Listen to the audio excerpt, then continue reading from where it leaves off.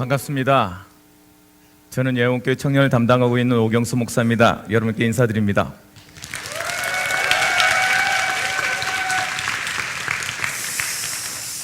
(1부는) 예배로 진행되고요, (2부에) 여러분들이 그렇게 바라던 찬양 페스티벌이 준비되어 있습니다. 교회에 꼭 와야 되는지, 오늘 제가 여러분들에게 무엇인가를 설명하고자 이 자리에 섰습니다. 여러분들도 저와 함께 저 목사님이 무엇을 말하고 싶은지, 또 저 목사님의 말을 통해서 이 교회까지 왔는데 나는 무엇을 얻고 갈 것인지를 조금 돌아볼 수 있는 귀한 계기가 되었으면 좋겠습니다. 왜 꼭 교회에 오라 그러는지 모르겠죠. 굳이 꼭 교회에 와야 되는지, 왜 예수 믿는 사람들은 예수만 믿어야 되냐고 자꾸 말을 하는지 자꾸 궁금증이 생길 것입니다. 오늘 여러분의 그런 궁금증이 오늘 조금 해소되는 시간 되었으면 좋겠고, 그럴 수 있는 시간을 만들도록 노력해 보도록 하겠습니다. 여러분, 인생을 살아가는데 가장 자꾸만 우리한테 주어지는 게 뭐냐면 의문표입니다. 왜지? 왜 자꾸 이렇지? 무엇이 문제지? 나는 최선을 다해서 사는데 그 결과는 왜 이렇지? 이 인생을 살아가면서 자꾸만 우리는 의문표를 지을 수밖에 없습니다. 질문할 수밖에 없는 것이죠. 또 의문표뿐만이 아니라 이것 때문에 후회를 되어지고 자꾸 무엇인가 잘못됐다, 무엇인가 왜 이렇지? 라는 질문을 할 수밖에 없는 인생을 살 수밖에 없습니다. 오늘 여러분에게 몇 가지 여러분들에게 사실적으로 질문할 수밖에 없는 풀리지 않는 문제에 대해서 얘기해 보고자 합니다. 오늘 이런 의문표들이 변화되어져서 느낌표가 되어지는, 그렇구나, 그래서 교회 다니라는 거구나, 그래서 예수를 믿으라는 것이구나 라고 답을 낼 수 있는 멋지고 귀한 시간이 되길 바랍니다. 저는 이런 질문을 해보았습니다. 왜 나는 원인 모르는 실패가 계속되지? 어떤 청년이 자꾸만 말합니다. 될 듯 해서 도움을 요청하고 여러 가지 일을 했는데 결국은 또 그 자리에 가 있고 또 무너지더라는 거죠. 그것이 한 번이면 그래, 내 청춘에 그럴 수 있지 라고 하겠는데 또 그 자리에 가 있고 또 그 자리에 가 있고, 내가 노력하지 않은 것도 아닌데, 내가 열심히 살지 않은 것도 아닌데 나는 왜 자꾸 그 자리에 가 있지? 왜 나의 인생은 자꾸 실패되는 것 같지? 라고 질문할 때는 없습니까? 무엇이 문제일까요? 또 이런 친구가 있었습니다. 열심히 대학 다닐 때 술을 마시고 친구들과 즐겁게 지내고 그것이 인생의 단줄 알고 너무 즐거웠다는 거죠. 그런데 어느 날부터 찾아오더라는 거죠. 왜 허무하지? 이게 이 즐거움의 끝인가? 뭐가 더 있나? 공허하더라는 거예요. 아니, 옆에서 친구들이 같이 술 마시고 즐겁고 노래도 뻥떡하고 막 소리 지르고 춤을 추고 하는데도 이상하지요? 갈증이 나더라는 거죠. 문제는 그것뿐만이 아니에요. 외롭더라는 겁니다. 외롭더라는 거예요. 왜일까요? 친구가 없어서일까요? 아니, 내가 노는 게 잘못돼서일까요? 어느 날 나한테 와 있는 공허감과 허무함과 아무도 해결할 수 없는 이 외로움은 남자가 없었을까요? 여자가 없었을까요? 외롭더라는 거죠. 우리는 또 여기 이렇게 질문해 봅니다. 여기 있는 친구들 중에서도 혹시 나는 이유가 알 수 없는 공허감과 외로움을 가지고 있다는 친구들은 오늘 답을 얻길 바랍니다. 또 하나의 질문을 해봅니다. 이상하죠? 환청이 들리고 다른 것이 보이고 악몽을 꾸거나 그것이 가히 눌림으로 되어져서 자꾸 잠자는데 눌려지는 거예요. 공포감이 자꾸 오는 거죠. 주위에 많아요. 의외로 말하지 않는데 저는 거기에 시달렸던 사람이에요. 사실은 멀쩡한 사람이었고 항상 나가서 웃는 사람이었음에도 불구하고 저 환경 속에서 살았던 사람이거든요. 많습니다. 왜일까요? 내가 겁 많은 사람도 아닌데 이상하게 눌렸어요. 이상하게 무엇인가를 보았고요, 자꾸 가위에 눌렸어요. 왜일까요? 오늘 그 답도 오늘 그 해결도 오늘 답을 내리게 될 겁니다. 또 이런 질문을 가지고 있는 사람도 있습니다.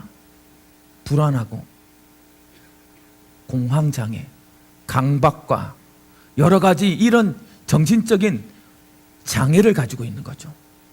사실은 멀쩡한데 어느 날 한번 덜딱 들어닥치면 죽을 것 같은 거예요. 아니 평상시는 멀쩡하다니까요. 그런데 어느 날 두려움이 있는데 죽을 것 같은 두려움이 오는 거죠. 또 이건 꼭 해야 되는 강박에 빠져서 그렇게 살아가는, 그러면서 질문합니다. 왜 나만 이렇지? 이것을 어떻게 하면 해결할 수 있을까? 또 하나의 질문을 하게 되는 것이죠. 오늘 이 자리에 혹시 불안이나 공황, 강박의 장애를 갖고 있는 사람은 응답받길 바랍니다. 이런 질문은 어떨까요? 어느 날부터 내 삶이 내 마음대로 되지 않아요. 그게 즐거운 게 아니에요. 사실은 어느 날부터 즐거워서가 아니라 안 하면 이상해서 하는 거예요. 희한하죠? 나는 안 하고 싶은데 내 의지와 상관없이 그 자리에 가 있는 것을 중독이라 해요. 나는 어느 날부터 게임에 없으면 이상해요. 나는 그냥 그게 삶이 돼버렸어. 나는 중독에 빠져서 마약이나 약물이나 인터넷이나 미디어나 게임에 빠져서 내 삶을 망치고 있지는 않습니까? 왜 나는 이런 사람이 됐을까요? 이런 질문은 어떻습니까? 나는 감정 기복이 심해요. 조울, 자꾸 왔다 갔다 그래요. 어느 날 그것이 심화되어져서 이제는 우울하기만 해요. 인생을 열심히 살고 최선을 다해 사는데도 내 삶은 우울함에서 벗어날 수가 없어요. 그런다고 해요. 자꾸만 충동이 생기는 거죠. 죽고 싶어요. 아니 죽고 싶은 것만도 괜찮은데 어느 날 이 세상에 분노가 나와요. 나도 모르게 폭력의 충동이 나와요. 욱한단 말이에요. 욱한단 말이에요. 한번 욱하고 나면 나는 내가 아닌 내가 나와서 나의 다른 모습을 보게 되는 거예요. 자꾸 벗어나고 싶단 말이죠. 안 하고 싶은 거예요. 하고 싶어서 하는 게 아니라고 나오는 거예요. 왜일까요? 왜 이 자리에 머물러 있을까요? 이것 때문에 나의 인생이 망쳐지는 것을 알면서도 왜 나는 벗어나지 못할까요? 또 이런 질문은 어떨까요? 왜 나는 날마다 가난한지, 내가 원하지 않는 흙수저로 태어나 버렸어요. 이상하지요? 우리 부모님은 선하고 착한데 가난해요. 그 가난을 정말 원망하면서 벗어나려고 노력하는데 항상 그 자리에 있는 것 같은 거예요. 내가 원치 않는 질병에 자꾸 와 있지는 않습니까? 직장 생활을 열심히 하는데 이상하죠? 일은 잘하는데 인간관계가 안 돼요. 상사와의 관계가 안 돼. 내 배경 때문일까요? 나의 실력 때문일까요? 그런 것을 다 갖춰보려고 노력하는데도 안 돼. 어떤 친구가 나한테 와서 절절절 우는 거예요. 목사님, 아니 나는 착한 사람인데, 나는 착하려고 노력하는 사람인데 사람들이 날 이용해 먹어요. 항상 그렇게 이용당해와요. 항상. 그래서 난 너무 슬퍼요. 세상에 나가기가 겁이 나요. 직장에 나가기가 겁이 나요. 나한테 울면서 그런 상담을 하는 청년이 있습니다. 물론 우리 청년에서 잘 적응하고 자명자가 되어서 리더가 되었습니다. 그런데 우리는 질문해 봐야 돼요. 무엇 때문일까요? 노력을 안 했을까요? 성질이 원래부터 더러워서? 태어난 게 그렇게 더럽게 태어나서? 희한하지요. 우리는 자꾸 질문하게 돼요. 인생을 살아가면서 자꾸만 왜지라는 질문을 할 수밖에 없는 일들이 나에게 자꾸만 드러나요. 그건 나와 상관없이 자꾸만 되어지는 일이에요. 결국 어느 날 깨닫게 돼요. 나는 왜 대물림을 이렇게 받았지? 자, 여러분, 여기 있는 모든 청년들 중에 이런 질문을 가지고 있는 청년들이 있을 겁니다. 이제 질문에서 시작합니다. 목사님, 거기에 대한 답이 있나요? 정말 교회에 오면 그것에 대한 답을 가르쳐 줄 수 있나요? 맞습니다. 이 세상에 아무리 공부를 열심히 해도 무엇인가를 가졌다 하는 사람들도, 최선을 다해서 노력하는 사람, 착한 사람, 종교를 가진 사람, 그 어떤 사람도 이 질문에 대한 답을 가질 수가 없어요. 왜냐하면 이 질문은 해결할 수 없는 질문이기 때문에 그래요. 왜? 교회는 착하라고 오는 곳이 아니에요. 교회는 열심히 섬기려고 오는 곳이 아니에요. 이런 것에 대한 질문에 대해서 성경은 말해주고 있다는 것을 설명하기 위해서 교회에 오라는 거예요. 그래서 여러분에게 새로운 설명을 합니다. 여러분들이 하나 모르고 있었던 것이 있어요. 그것은 뭐냐면 사람은 다른 동물이나 식물이랑 다르다는 것이죠. 사람의 원래 형상은 다른 사람하고 달라요. 다른 피조물하고 달라요. 사람은 어떻게 되어 있냐? 성경에 봤더니 하나님이 자기 형상 곧 하나님의 형상대로 사람을 창조하시되 남자와 여자를 창조하셨다고 되어 있습니다. 즉 사람은 하나님의 형상을 가지고 태어난 존재들이에요. 원래 형상은 영적인 동물이라는 것입니다. 그 누구도 해결할 수 없는 영적인 것을 가지고 있는 원래 모습은 영적인 동물이라는 거예요. 그것을 단지 모르고 살 뿐이에요. 영적인 게 뭔가요? 맞아요. 영을 가진 사람은 영이신 하나님을 만날 때 행복합니다. 물고기가 물속에 살아야 행복을 말할 수 있듯이 영을 가진 사람은 영이신 하나님을 만날 때 행복한데 하나님을 떠나버린 거죠. 그것을 잊어버리고 산 거예요.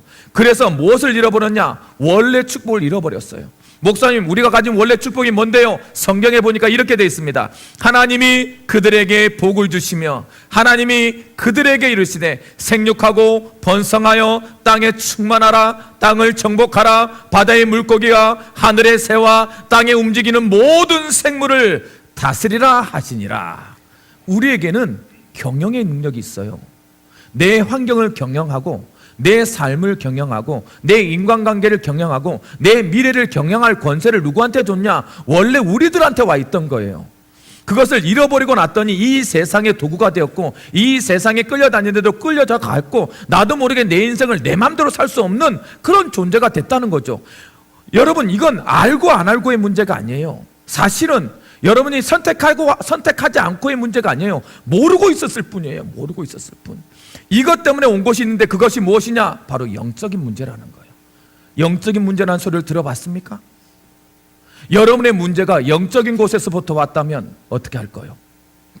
여러분의 물음표가 영적인 것과 상관이 있다 그러면 우리는 해결할 수 없잖아요.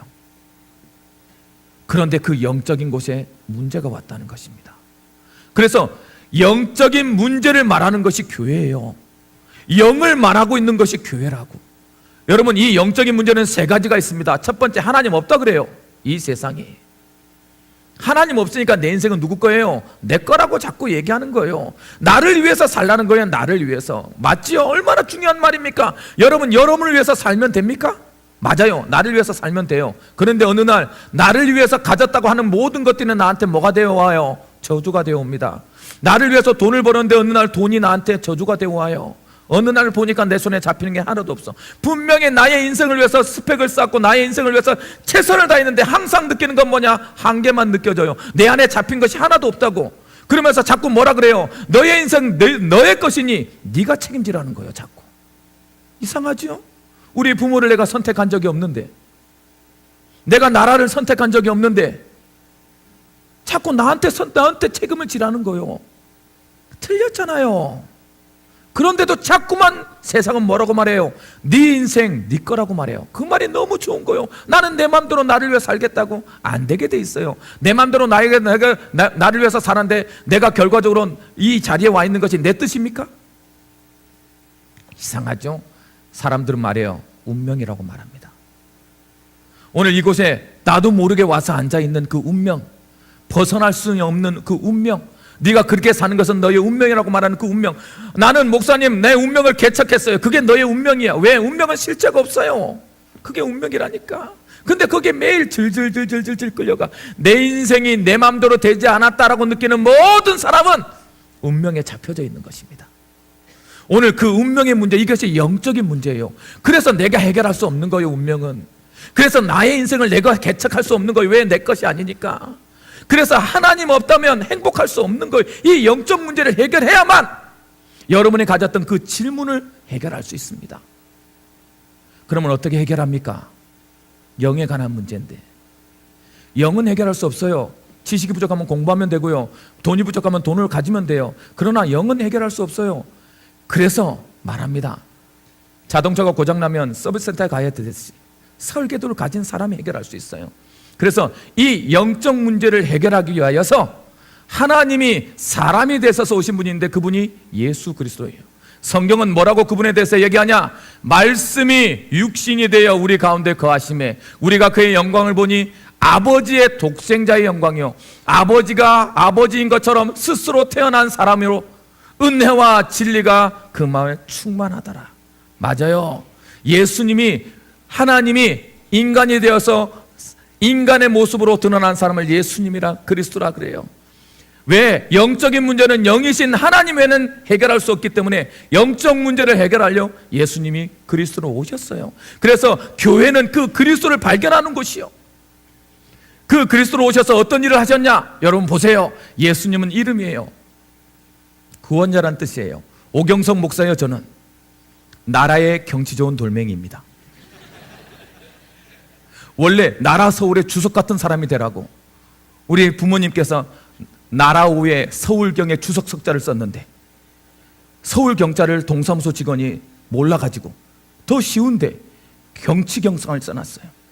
그래서 나라의 경치 좋은 돌멩이가 됐습니다. 맞아요. 예수님은 이름. 예수란 분은 많아요. 예수 이름 가진 사람은. 그 중에 갈릴리에서 오신 그 예수님, 구원자로 오신 분이에요.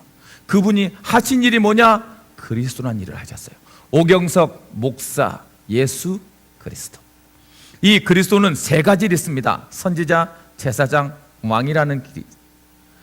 선지자란 일을 통하여서 길을 열었어요. 뭐라고 되어 있냐? 성경에는 예수께서 이르시되 내가 곧 길이요 진리요 생명이니 나로 말미암지 않고는 아버지께 올 자가 없다라고 되어 있습니다. 하나님을 만나면 하나님 떠난 문제, 영적인 문제 해결되기 때문에 하나님 만나는 길을 열었단 말이에요. 그렇죠? 그래서 하나님 떠난 영적 문제 하나를 해결해 버렸어요. 두 번째, 제사장으로 오셨어요. 제사장이란 말은 무슨 말이냐? 죄의 싹은 사망이기 때문에 그 사망을 대신 속죄하는 제물로 오셨단 말이에요. 그래서 예수 믿는 사람들이 왜 십자가를 보면 좋아하냐면 저 십자가를 통해서 나가 죽어야 될 그 죄를 대신해서 예수가 속죄물이 되셨구나. 저 십자가를 통해서 이렇게 말하고 있습니다. 이는 그리스도 예수 안에 있는 생명의 성령의 법이 죄와 사망의 법에서 너를 해방하였습니다. 죄의 저주에서 십자가 나를 해방하였어요. 그걸 제사장이라 그래요. 그래서 우리는 죄의 저주를 없애버린 거예요. 즉 영적 문제 중에 하나인 나의 문제를 해결한 거예요. 세 번째, 왕인. 죄를 짓는 자마다 마귀에게 속하나니 마귀는 처음부터 범죄함이라. 하나님의 아들이 나타나신 것은 마귀의 일을 말하려 오심이라. 무슨 말이에요? 운명을 잡고 있는 마귀의 일. 그래서 여러분들을 될 듯 하다가 안 되게 만들고, 희한하죠? 나는 열심히 살고 싶은데 다시 그걸 무너지게 만드는 그 일을 한 이 마귀를 없앤 분이 누구다? 예수님이에요. 그래서 예수가 그리스도로 오셨다는 말은 모든 인생의 영적 문제를 해결자로 해결하셨다는 뜻이에요. 그러면 어떻게 하면 됩니까? 예수님이 그렇게 모든 문제 해결한 거하고 나하고 무슨 상관이 있어요? 그 해결하신 예수님을 내 마음속에 모시면, 뭐라고 되어 있냐? 성경은 영접하는, 그 모시는, 모시면 곧 그 이름을 믿는 자들에게는 하나님의 자녀가 되는 권세를 주셨다. 무슨 말이냐? 교회는 섬기는 곳이 아니에요. 하나님의 자녀가 되는 곳이에요. 영접만 하면 운명의 자녀에서 하나님의 자녀로 바꿀 수 있어요. 여러분 마음속에 고백하면, 그러면 그 영접이 어떤 것입니까? 물었더니 이렇게 되어 있습니다. 성경에 내가 만일 입으로 주 예수를 주로 시인하며 또 하나님께서 그를 죽은 자 가운데 살리신 것을 내 마음에 믿으면 구원을 받으리라. 사람이 마음으로 믿어서 의에 이르고 입으로 시인하여 구원에 이르느니라. 여러분 오늘 말씀을 통하여서 그렇구나, 내가 알지 못했던 영적인 곳에서부터 문제가 왔구나. 그러면 그 영적인 것이 해결되어지면 나의 물음표는 사라질 수 있겠구나 라고 마음에 믿고 저를 따라서 여러분 마음속에 예수님을 모시는 영접 기도라고 해요. 이 영접 기도를 따라 할 때 여러분은 하나님의 자녀가 될 수 있습니다. 오늘 왜 많은 사람들을 초청해서 기어이 이곳에 와서 한 번만 와봐라, 이 교회에 와봐라고 말하냐면, 여러분에게 여러분도 알지 못하는 물음표 지어지는 저주와 재앙을 꺾을 수 있는 길이 있기 때문에 그래요. 교회 열심히 다니라고 말하는 게 아니에요. 또 꼭 이 교회 다녀야 된다고 말하는 것도 아니에요. 오늘 여러분이 영접 기도를 통하여서 모든 저주와 재앙에서 벗어날 수 있는, 물음표가 느낌표로 될 수 있는, 모든 문제에서 해결함 받을 수 있는 길이 되길 바랍니다. 그 영접 기도를 가르치려고 목사가 나왔어요. 우리 여러분 다 같이 한 문장씩 따라 읽으면 돼요. 어렵지 않지요? 너무 쉬워서 문제야. 그래서 따라 하시면 돼요. 진짜 마음속에 믿고, 그래 나에게 있는 저주와 재앙 물음표가 사라질 거라고 믿으시고 저를 따라서 한 소절씩 시작. 여기까지 해야 돼요. 더 막 안다고 다 읽지 마. 다시 한 소절 한 소절 시작.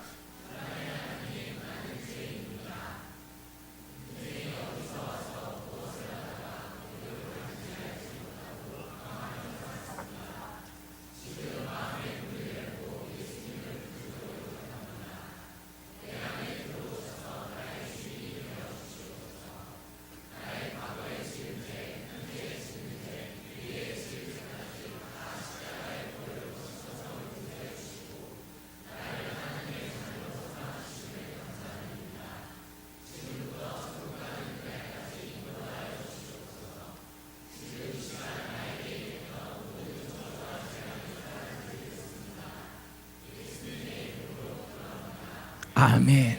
여러분, 이 기도를 같이 읽고 그의 마음속에 믿은 자들은 이런 응답이 되어질 것입니다. 이거 켜주세요. 이제 모든 인생 문제가 해결되어질 것입니다. 여러분이 가졌던 그것을 구원이라고 말합니다. 여러분이 가졌던, 마음속에 가졌던 의문표들은 이제 그렇구나, 그래서 내 인생이 그렇게 된 거구나 라는 느낌표로 바뀌어질 것입니다. 여러분, 오늘 온 모든 새가족들과 특별히 오늘 이 자리에서 이 기도를 따르는 모든 사람들에게 인생의 모든 질문에 대한 답들이 누려지길 주님의 이름으로 축복합니다. 우리 다 같이 박수로 그분들을 축복해 주시기 바랍니다.